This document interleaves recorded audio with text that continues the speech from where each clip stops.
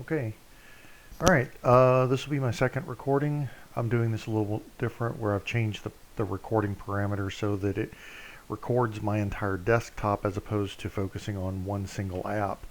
And so this whole thing going on where they're trying to purge all these files and everything and this mess, won't get into all that. It is making me revisit some of my older files.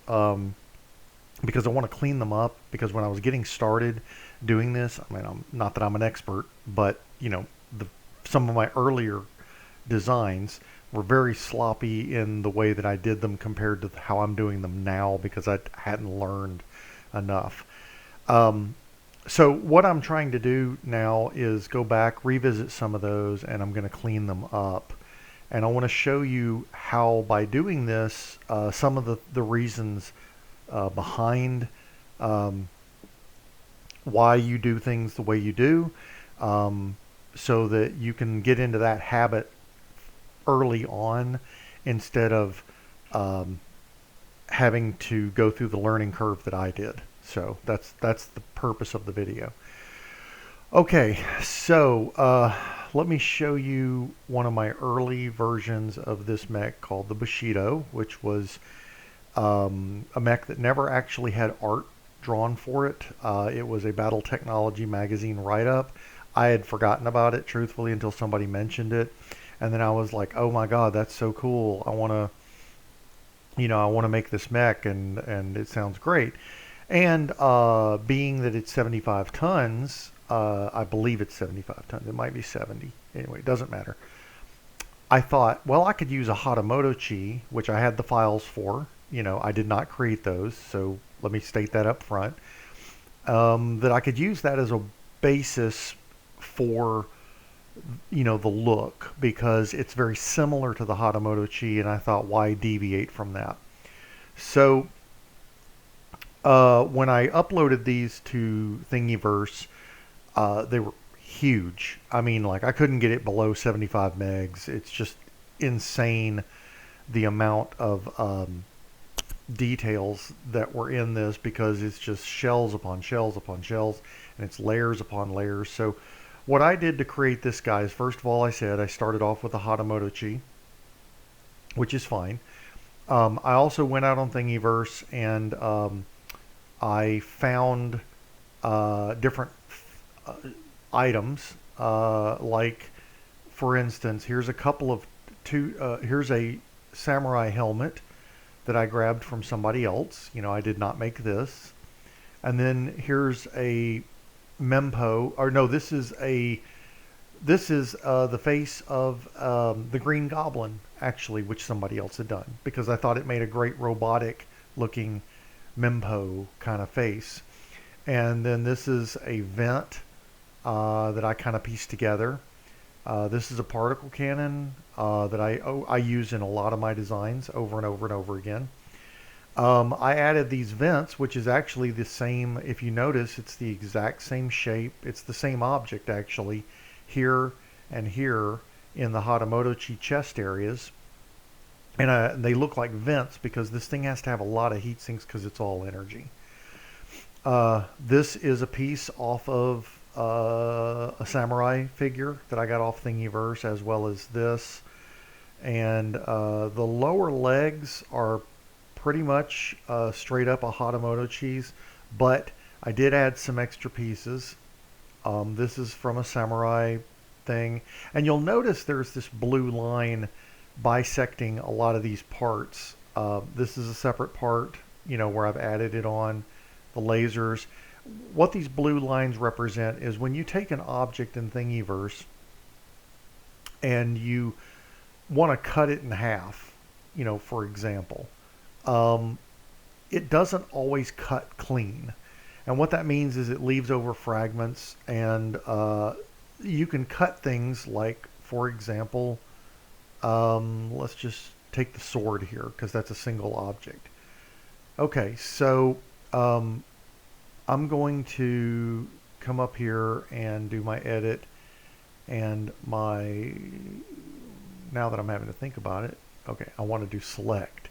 So you can draw this line and say, I want to cut this area out. And you notice it turns orange, and then I'm going to hit the delete key. Well, when I do that, you notice that it's actually hollow, and it has these blue jagged areas. And what that means is it's really not a clean cut. It's not a solid cut. So what I'm going to do is I'm going to reverse this. I'm going to undo it. And I'm going to use a tool that I use all the time called plane cut. Now, plane cut is different. What plane cut does is, first of all, you can see you do it at an angle, and you can adjust your angle so you can be consistent if you want. Like if you wanted to cut like 3 or 4 objects at a 45-degree angle, you could consistently do that. Now, what plane cut does that's different is you'll notice that the bottom half is translucent and the top half is solid. If you hit this arrow, it flips it, so it makes the bottom. So basically, the part that you see is the part that you keep, and the part that's like a ghost image is the part that's going to go away. Okay, but what plane cut also does is it remeshes the part that's left over, and it closes off the gap, and it makes it a nice, clean, solid cut. And if you'll look here, you can see all this mess that's in here in this arm and this blue part. Some of these pieces are fragments that are left over from other things that were, brought in as filler. Because I can show you how, like, let's just take the mask here and we can pull it off, and you can see that it's a Green Goblin mask that's been stretched out, flattened, and pushed into place. And all I did was put it over the Hatamoto cheese normal face thing. And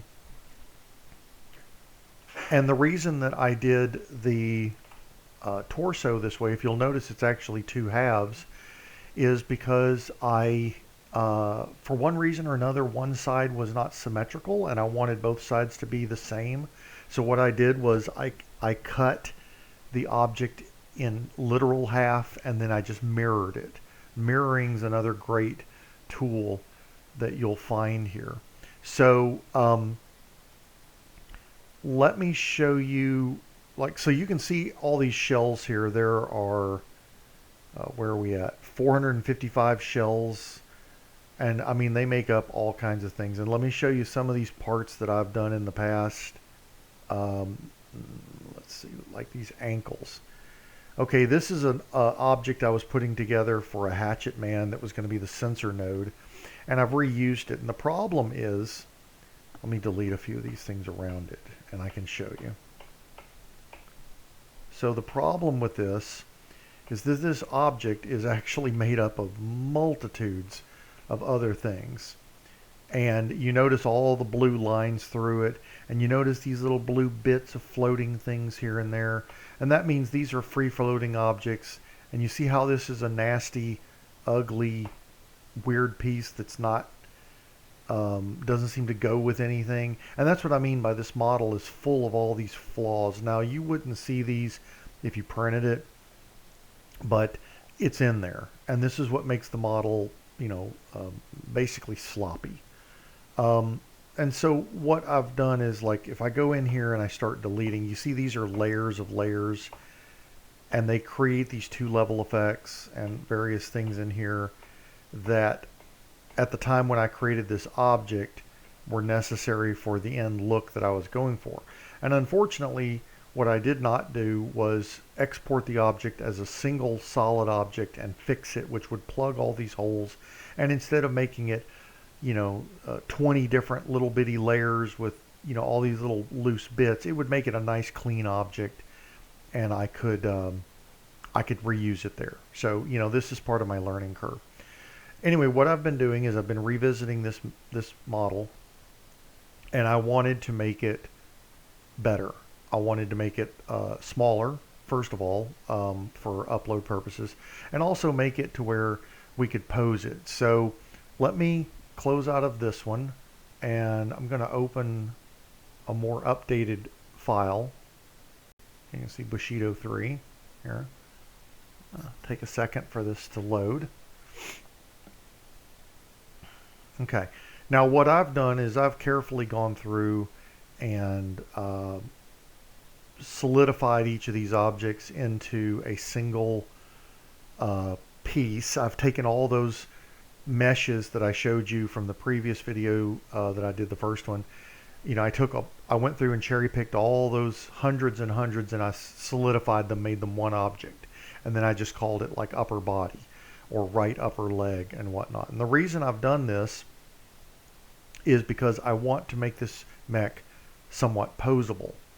And you'll see here where the back of this leg has a very bad flaw. It's open, and you see how thin the walls are.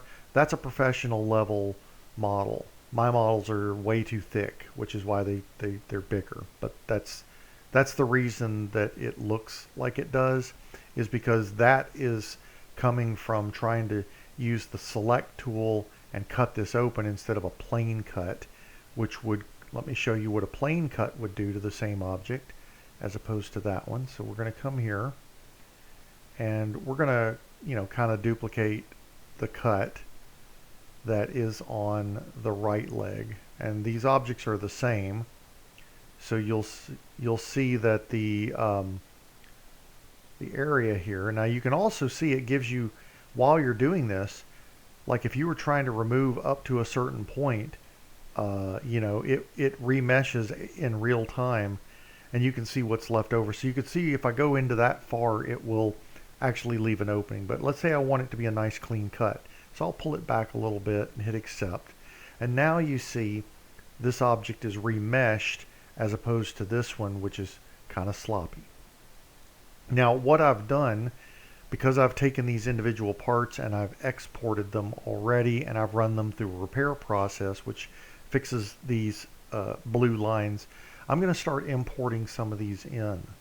So what I want to do here is I'm actually going to create a new session, and when I do an import, it asks me, you know, do you want to append, which means to add it to this working space already, or do I want to replace it? Well, because I'm starting with all these clean objects, I'm going to replace it. So let's go in here and we're just going to do the upper body first. And so what this is going to do is it's going to create a whole new session. Now this one, if you notice, does not have any of those blue lines, and that's because the mech, or this mesh has been repaired, and that cleans up all of those issues. All right, and so now I'm going to import in, we're going to append because we're adding to it, and let's bring in the left arm. Okay, now left arm is way up there. This happens a lot with MeshMixer. It just brings things in random places, and sometimes you really got to go searching for it until you find where it's at. And I mean, it can be way out in there. So that's another fun feature of MeshMixer. It's just how it is. Usually what I do is when I bring it in, I'll hit the T for transform. It kind of highlights it, and then I do like this all over until I find it, and then I grab it and, you know, bring it in place. Okay, so we've got that one.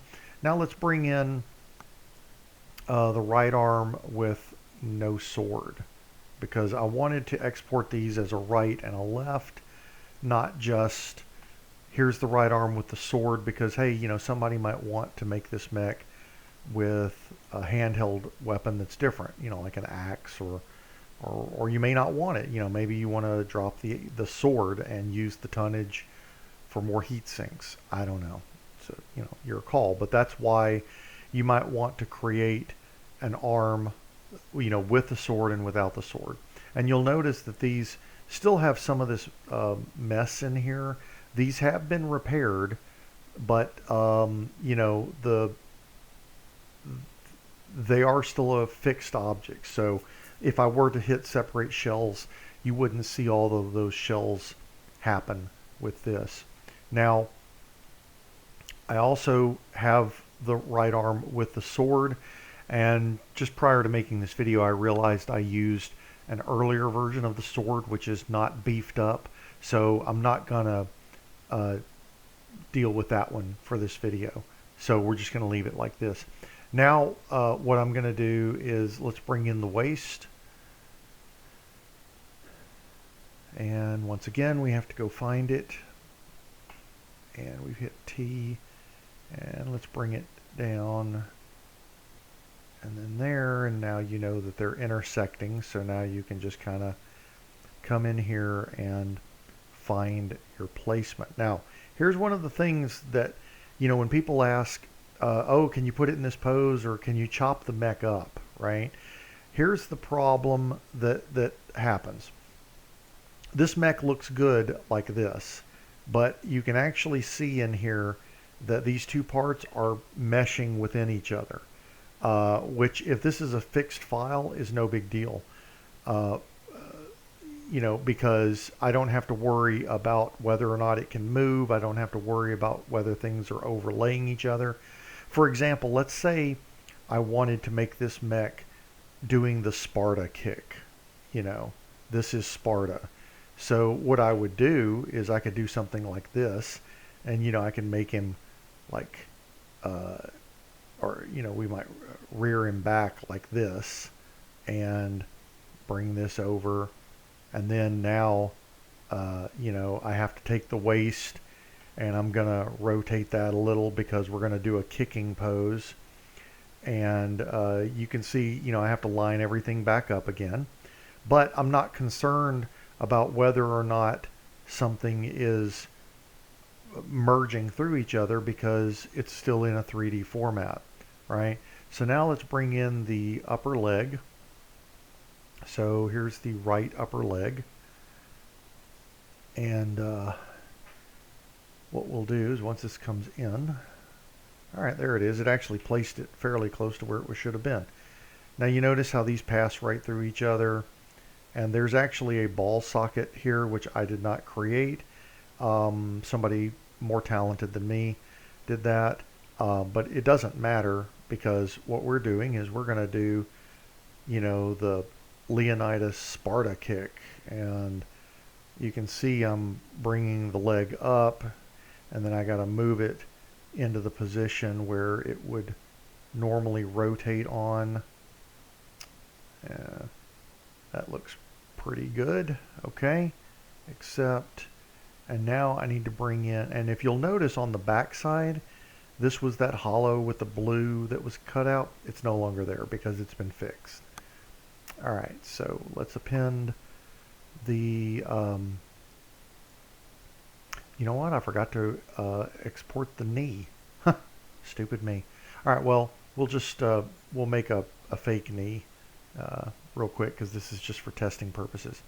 Okay, now I need the right lower leg. Let's bring that guy in. All right, there he is. And we're going to bring him up and, you know, rotate that and bring it up here and move it over and, you know, kind of get it to where we think it should be. There we go. Kind of line everything up. And so that looks pretty good, but you know what? It's not extreme enough. So we're going to select both of them, and that way I can transform both at the same time. And you can see because of how this is oriented, I may have to, you know, move it up a little and then back a little till I get it in the spot that I want. Okay. So there's that. And let's bring in the right foot. And there's the foot. And we're going to bring this guy up. You can see he looks like he's doing like kind of a ballet there, almost a little tippy toe. But what we're going to do is we're going to have him doing, you know, the Sparta kick. And so here we go. We've got our foot placement, right? All right. Now, of course, the problem is we don't have a left leg, do we? All right. So here's the beauty of 3D. Most of mechs are symmetrical, which means that if you create it on the right side, you can duplicate it on the left. And so that's why I only have a right foot and a right leg, because I knew I was going to be duplicating them. So now what I'm going to do, selected the wrong one. Let's just select these three, and we're going to hit duplicate. Okay, and what that's going to do, that's going to let me have one here where it is already in the same angles and everything. And I'm going to move this guy kind of into place. And got to come back a little bit. Yeah, let's just say that that's roughly it. Okay, now these are still three separate objects, so I can still click on them individually, and I'm going to make the foot flat because this is going to be the foot that he's going to be standing on. Okay, now here's the fun part. I'm going to select these three objects. I'm going to combine them so that they become a single object, because the mirror function has to be a single object. You can't mirror multiple objects at the same time. So what we're going to do is we're going to do mirror, and it creates this thing, and it's very similar to the plane cut, where when it positions it, you can see over here it appears, but when we pass it past the leg, it disappears. So what we do is we flip the arrow because it's showing the wrong side, and there we go. Now you can see where we could put this guy, and that looks about right, and you can see they're perfectly mirrored, and you can see your line there is roughly in the middle. So we're going to say accept that. Well, now what do I do with the right leg that's down, because I want the right leg that's up? Okay, what we're going to do here, now we're going to use the select tool, hit the S for select, and we're going to draw a line up and around, and it's going to select one of the legs, or this part of it. If you hit the Y key, and I don't know what it stands for, it creates it as a separate object, which means now you could delete it, you could just turn it off, and you've still got the object, but it's a secondary part. So now that's how you do it. So, and let's say, we wanted to raise the arms. Well, I can select both of them, and I'm going to rotate and bring them up. And, that's too high. Obviously, it's not far enough back. And you get the picture. And, now we've got our Sparta kick. Obviously, this is not legit. But the point being is that because this 3D object is not encumbered by literal real-world physics where, objects would clash into each other, I can get these mechs in some ridiculous poses. Now, when you fix it as a solid object and you print it, it doesn't matter because it's not supposed to move. However, if somebody wanted to take this design and have it in pieces and literally try and get it in this pose, you'd be hacking and puttying and doing all kinds of things to do this, because I'm violating all kinds of rules of how this model would actually be in the real world. So sometimes if I want to do a dramatic pose, that's why that model is not cut up into pieces, because I was more interested in achieving the final result of the pose than trying to make the model into individual pieces where the person could kind of put it in some poses. And, I get requests like, oh, could you take this mech and chop it into the parts? And it's like, sometimes I can, sometimes it's not as easy to do because of, for instance, this particular Bushido is a great example. So let me turn off some of these things, get them out of the way so you can see what I'm talking about. We're going to get down to just the upper body and the lower body. And we don't need the arms. Oh, I did want to show you one other thing on the arms. This is another thing I'm looking at fixing. So I wasn't really happy with how thick the arms are, or in this case are not, because the lower legs are super beefy, and this mech is actually supposed to have like maximum armor. And so I thought, well, you know, it should be really nice and thick all around, right? But the forearms here are a little skinny for my taste. And so what I can do is I can hit transform, and I can actually stretch this out. Now, this is something you have to be aware of. If you'll notice the way these lines are lined up, they are lined up perfectly with the grid on the horizon, but the arm is not. And so what would happen if I stretched this, it actually deforms.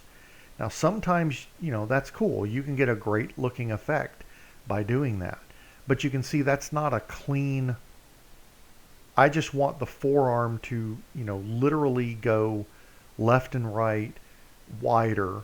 I don't want it to skew it. And so what I would have to do is reorient this part, which I'll do in another video because it's a little more difficult. I would reorient the arm so that it is, so instead of this line being like here, it would follow the contours of the arm, and that would make, when I stretch it, it would stretch it evenly. And so that's another lesson. So I'll do that as another video. But let's say, for example, we do want to take this guy and make it where we can make it in pieces. You can see this arm already had a peg, and you can see there's a spot here where, you know, you could drill this out and slide the peg in, and then you've got a movable arm or whatever. And the same thing was done with the torso, you know, because the person that made the Hatamotochi files is a better 3D modeler than I am. And they had a little peg here for where the waist, where it would go down on there and rotate. But see, the problem with this is I've added all these extra bits that interfere with how the torso would actually be able to rotate. And this is where you run into that problem. Yes, I can separate this piece into multiple pieces, but you can see how those pass through each other right there at the waist. And you can see how when you, if I were to print these two parts literally separate, and then I tried to put them together, they wouldn't fit, because I'd have to shave off some right here, and it wouldn't be able to turn. So there's no point in making it a separate waist anyway, because if it can't turn, what's the point, right? So those are some of the limitations that you'll run into when you're doing your modeling. You know, I always shoot for the final artistic look. I don't concern myself so much with making the mech posable after the fact, because you'll never achieve the kind of poses that you can do in 3D after it's been printed as a solid object. It's just not going to happen. And I've always thought that the art where it implies that the mech is somehow capable of achieving these ridiculous poses, you know, because it's got this humanoid movement, was really the end result that most people are looking for, because that's the way the art is done. The artist that draws it doesn't bother to worry about whether or not these actuators are actually going to be able to move this way or whatever. And you want those dynamic poses, and that's just the way I do it. But I'm going to leave the video at this point here. I think this has been a good one, explaining how and why you rotate or separate things, and sometimes you don't, and also how you can cut objects and achieve a clean cut as opposed to the sloppy cut. And sometimes you don't have that option, you know, because if it's a fixed object like this where there's no shells, and you just need that forearm moved, you know, you've got no other option but to come in here and select that part, and it doesn't matter which side you want. You can just hit Y, and it separates them, and now they're two separate objects. So you could see I could take away the forearm and I'm left with the upper arm, but you can see there's a sloppy half cut in there, and you know, that's probably not the way you'd want to do it. And so the way I would do it now, if I had an arm that was one solid object and I needed it in two clean objects, what I would do, I would duplicate it first. Okay. And let's say, so these two arms are in exactly the same place. That's why you don't see a second one. Okay. So let's go to the first one. We'll click on it. And I'm going to do a plane cut. And let's say I want to, and on this one, I want to leave the upper half. Right. So I'm going to bring this down and I'm going to cut this guy off. And I'm not going to try, working different angles here. I'm just going to do this simply. So let's say I just want a nice clean cut of the upper arm. All right. Now you notice you can now see the two objects because they're both visible, but the only one that's selected is the one that's highlighted, but you can see they line up perfectly. Well, now let's go here and we're going to cut the lower arm. So we're going to flip it. And because I didn't take note of the angle that I was cutting, what I can do is I can actually go here and I can see, oh, there's the line right there. And I can line this up and slide it up until it's right at the same line and cut it. Oh, you know what? I didn't cut it well enough. So I could zoom in. You know what? I just do Control Z to undo it. Move it up a little bit more. Hit accept. Oh, you know what? It's still separate. Control Z to undo, or just take a step backwards. Move it up a little bit more. Hit accept. Now those two objects are two separate files, and I can literally have a clean upper arm and a clean lower arm. And that's the way that I have to go in and separate files that I use from other resources to make them, into what I need as a part. And as I've been doing this for several months now, I'm compiling a folder of what I like to. I've actually got a file here called parts. Let me go to my 3D files, Mechs. And what did I call it? Weapons. And so what these are is different versions of Gauss rifles, different versions of lasers, an LV-10X, a PPC. And so if I don't want to keep recreating them over and over and over, I just find the one that I like, I save it as a separate file, and say, hey, I need a particle cannon for this weapon. Okay, well, you know what? Go grab PPC number 1 because I like that style. Or maybe Gauss rifle number 3 looks better than Gauss rifle number 2 because you want to say it's a different manufacturer, and there's little cosmetic differences. So that's why, you might want to get yourself a bunch of these parts and go ahead and put them in a single folder so that you can always find them easy and bring them in as you need to. And I could go here and I could bring in a Gauss rifle. Let's go down here and grab this. So let's grab Gauss rifle 1 and Gauss rifle 5. I have no idea what the differences are between these two, but I'm going to bring both of them in. Okay, there's number 1 and where's number 5? All right, I can't find. All right, number 5 is up there, and you notice it's a lot bigger. Probably because it came from a different model that was scaled differently. And it's obviously it's oriented differently because you can see that it is pointing front and back, whereas the other one is side to side. And this is the weird thing about 3D. You really can't tell where an object is until you see them pass through each other. And now you know, oh my God, that Gauss rifle is ridiculous. So all I do is I grab the square, pull down, and it evenly reduces it across all planes, all angles, and it's still too big, so I'm going to bring it down a little bit more, and now that it's more of a, reasonable object, I could put Gauss cannon here, so there I'm making a Gauss variant. And then this one, I'm just going to rotate it 45 degrees, or 90 degrees, sorry. I'm going to bring it forward, and there's subtle differences in these. You can see there's a difference in, first of all, there was a difference in the size, but also the barrels. This one has a little segment at the front where you can see it's separated. It's got a little guide here. This is thinner. So you might call this a light Gauss rifle. I don't know. Your call. Also, this one is not symmetrical. So it might be, set on one side of a torso or another where the angle is kind of flowing upwards like the line here.